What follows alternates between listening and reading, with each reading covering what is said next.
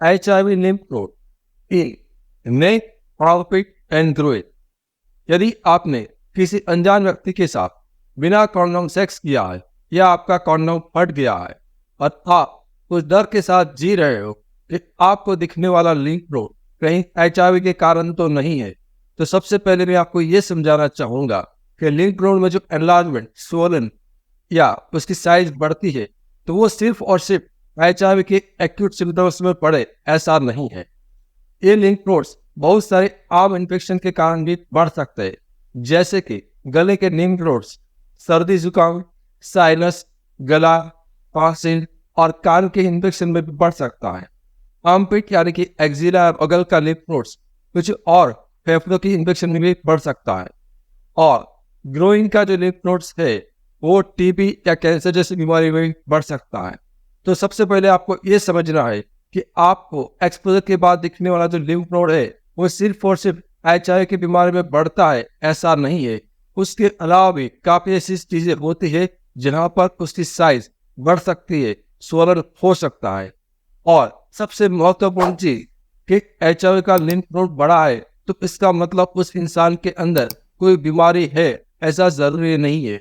आपको जान के ताज्जुब होगा कि हमारे शरीर में करीबन 600 लिम्फ नोड्स होते हैं और एक आम, नॉर्मल, हेल्दी इंसान जिसके अंदर कोई किस्म की बीमारी नहीं है उसके अंदर भी लिम्फ नोड की साइज बड़ी हो ऐसा हो सकता है, सोलर लिम्फ नोड हो सकता है। तो फिर आपको क्या करना है? आपको यही समझना है कि HIV का पता कभी भी किसी भी किस्म के सिम्टम्स के आधार पर नहीं लगता है। HIV का पता सिर्फ और सिर्फ लेबोरेटरी की जांच के आधार पर लगता है।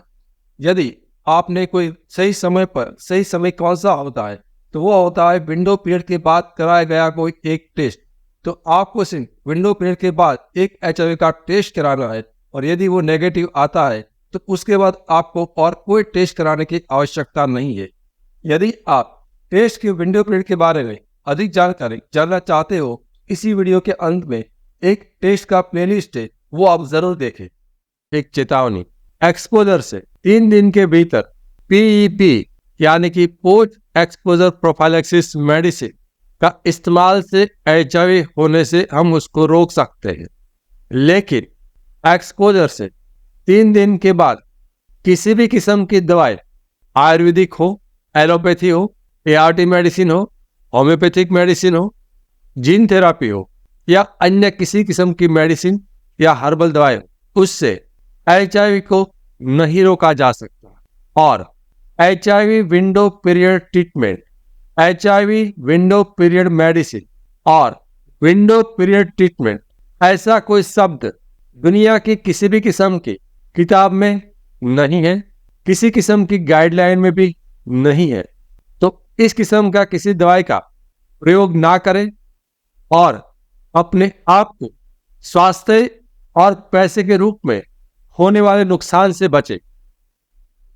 हमारा मिशन है HIV एक्सपोजर से जुड़ा हुआ आपका डर और दर्द को दूर करना, और हमारा विजन है HIV के बारे में आसान भाषा में आपको सच्ची और सही जानकारी देना।